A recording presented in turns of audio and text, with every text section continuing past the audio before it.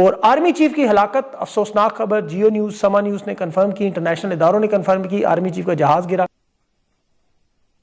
अब तक की सबसे बड़ी ब्रेकिंग न्यूज, बहुत बड़ी खबर आ रही है कि आर्मी चीफ का त्यारा जनाब गिरकर तबाह हुआ है। इस त्यारे को किसने टारगेट किया और ये त्यारा कैसे क्रैश हुआ और त्यारा कहां पर जा रहा था, कहां से आ रहा था? आसिम मुनीर से हर किसी की नापसंदगी है, पूरी फौज की है। वो उन्होंने कहा है कि हम नहीं मानते जुल्म के ये ज़ाब्ते। लेकिन अब बात जो है वो बहुत आगे चली गई है और सवाल ये पैदा हो रहा है कि क्या एक फॉल्स फ्लैग का इरादा रखने वाला भारत, क्या उसने इस लेटेस्ट इंसिडेंट के बाद एक फॉल्स फ्लैग की बुनियाद रख दी है? एक ही दिन में दो बड़े ममालिक में आर्मी चीफ और अहम फौजी अफसरान टारगेट पर क्यों? दुनिया में सूरत हाल क्या बदल रही है और फील्ड मार्शल को क्या वार्निंग मिली है? वो तो नेतन्याहू खुद कह रहा है, वो उसमें तो शक ही नहीं। सर ये मेरा कहा ख्याल है नेतन्याहू ने कहा है ना जी, क्यों नहीं कहा? उसके इंटरव्यूज देखें। रेला आहिस्ता आहिस्ता फिर क्या पाकिस्तान की तरफ भी रुख करेगा? और देखें हम नरेंद्र मोदी की आपने ट्वीट देखी होगी, खैर भारत और नेतन्याहू, नरेंद्र मोदी तो मेरे ख्याल से बिल्कुल वो बिछड़े हुए भाई लगते, तो फिर ये हमारे लिए भी एक वार्निंग साइन है, फिर वो हमें भी नहीं छोड़ेंगे। और ये लीबिया के आर्मी चीफ अपने चारों साथियों समेत जा बहक हो गई। लेकिन असल वार्निंग जो है ये दी गई है फील्ड मार्शल को। ये जो गजा में फौज ना भेजने का मामला या अमरीकी मुतालबात पे जो रोज वो तारीफें करते हैं, अगर ना मानेगी तो जनरल जियाउल हक के साथ भी ये हो चुका है। अमेरिका एक तीर से दो शिकार कर रहा है, एक तरफ तारीफ कर रहा है, दूसरी तरफ धमकियां दे रहा है। तो वहां पे किसी वक्त कुछ भी हो सकता है। अक्सर मैं एक बात करता हूं और मैं आपको याद कराता हूं कि जियाउल हक साहब क्या जिस एयरपोर्ट से उड़े थे वो एयरपोर्ट भी फौज का था, फौज के कंट्रोल में था। वो जहाज भी फौज का था, फौज के कंट्रोल में था। कार्डन था पूरे का पूरा। वो आम की पेटियां भी फौज की थी, वो पायलट भी फौज का था। ठीक है सर। तो ये जब इस तरह के हालात होते हैं तो किसी वक्त कुछ भी हो जाता है। हाँ, होता जरूर है कि फिर उसमें डीजीआईएसआई भी साथ चला गया था, बिकॉज अगर वो न उतरता तो पता चल जाता। तो एनीवे, जो यहाँ पे हालात हैं कि जब इस लेवल के स्टेक्स होते हैं तो कुछ भी हो सकता है। नहीं मालूम इनको कॉकरोच बोले कि सुअर बोले, लेकिन जो ऑपरेशन है दोस्तों, हमेशा ही मोसाद हमारे साथ खड़ी रही। अगर आप कारगिल का युद्ध देखेंगे तो 1999 में पाकिस्तान ने हमें सरप्राइज किया, उन्होंने वहां से सारे अपने उग्रवादी भेज दिए। अब हमें सैटेलाइट की इमेजेस चाहिए थी, हमें प्रिसीजन एम्युनिशन चाहिए था, यूएसए से मांगा हमने, उन्होंने मना कर दिया।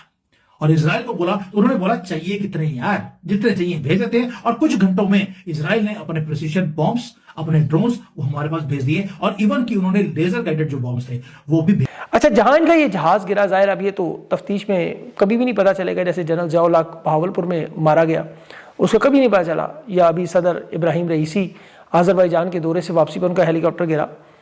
बहाना तो वही मौसम, धुंध, टेक्निकल फॉल्ट से नजर आते हैं।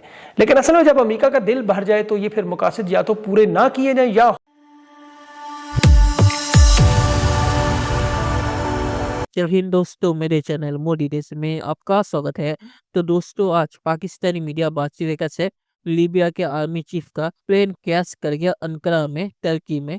तो पाकिस्तानी मीडिया कह रहा है कि ये जो प्लेन क्रैश हुआ है ये उसके अगले दिन हुआ है जब आर्मी चीफ पाकिस्तान का field marshal Asim Munir Libya में था। तो लोग दो वजह दे रहे हैं। लोग कह रहे हैं कि एक तो ये हो सकता है कि इस प्लेन क्रैश के जरिए अमेरिका ने आसिम मुनीर को चेतावनी दी कि अगर लीबिया के आर्मी चीफ का प्लेन एक नेटो कंट्री टर्की में क्रैश हो सकता है तो आसिम मुनीर का प्लेन भी क्रैश हो सकता है। और दूसरा लोग कह रहे हैं कि इसराइल ने ये प्लेन क्रैश करवाया क्योंकि ये जो लीबिया का आर्मी चीफ था ये असल में अर्दोगन का एलाई था। और आपको यह होगा इसराइल ने इससे पहले टर्की को चेतावनी दी थी ऑटोमन एम्पायर को लेकर। और कुछ लोग इस प्लेन क्रैश के बाद ये भी खबर चला रहे कि असल में लीबिया के आर्मी चीफ ने बल्कि पाकिस्तान का आर्मी चीफ का प्लेन क्रैश हुआ है, तो इसके जरिए भी आसिम मुनीर को मैसेज मिला। तो पाक मीडिया इस पे रोना धोना कराए। दोस्तों, ये वीडियो बहुत ही मजेदार है, तो पूरा जरूर देखिएगा।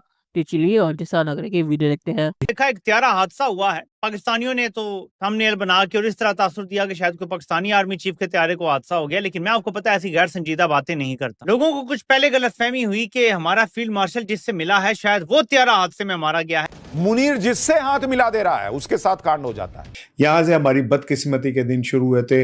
मैं कहना कम ही चुकता ना साडा ते वो नाम नेहाद जहाज जो है। तो सीनियर ऑफिशियल जो ट्रिपोली बेस्ड सरकार चला रहे थे उसकी पूरी की पूरी आर्म्ड फोर्सेस मानो जैसे टॉप लीडरशिप साफ कर दी गई है। तुर्की और इसराइल के दरमियान जंग की आगे भड़क रही है, खिलाफत उस्मानिया बहाल करने नहीं देंगे। अब सवाल ये है मेरे पाकिस्तानियों कि फील्ड मार्शल को कैसे पता था एडवांस में कि किस जनरल के साथ खड़े होना है और 3 दिन बाद दूसरा जनरल त्यारा हादसे में मारा जाता है। एक ये जो प्राणी आप देख रहे हैं जिसका नाम है अर्दगन, जो तुर्की का राष्ट्रपति है, ये पाकिस्तान के साथ मिलकर के भारत विरोधी जितने बयानों के लिए जाना जाता है, आजकल ये उतना ही जहरीला इजराइल के लिए भी हो रखा है। तो एक तरीके से अर्दगन का जो भारत से नफरत है वो इजराइल के साथ भी चल रहा है, और ऐसे में दुश्मन का दुश्मन दोस्त होता है, अगर उस बात को माना जाए तो इजराइल इसका इलाज करने निकल। आप जरा टाइमिंग पे गौर करें कि एन उस वक्त हुआ जब अभी आर्मी चीफ लिबिया के दौरे से वापस आए। मुलाकात भी इनकी उसी जनरल से हुई जिस पर अक़वाम मुत्तहिदा और अमेरिका की पाबंदियां हैं।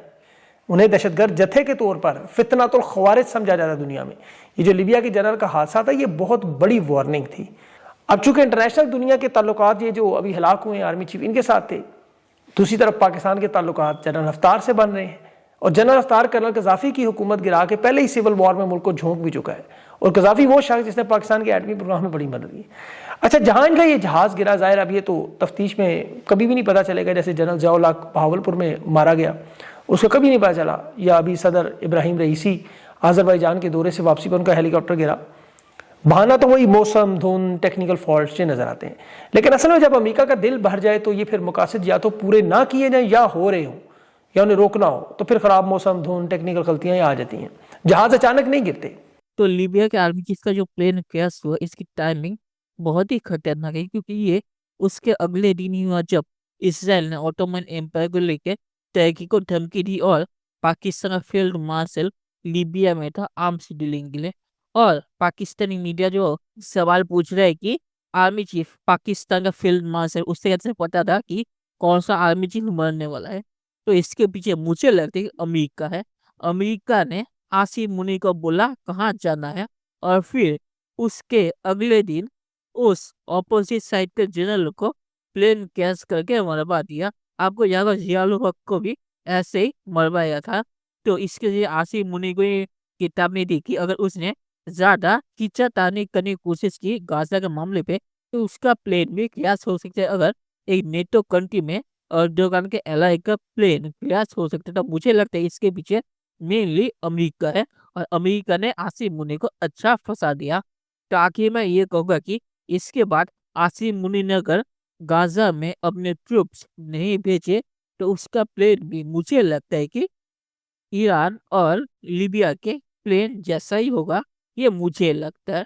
पर देखते हैं कि फ्यूचर में क्या होता है। दोस्तों, वीडियो देखने के लिए बहुत बहुत शुक्रिया, और हमें सब्सक्राइब करना मत भूलिएगा। Thank you very much.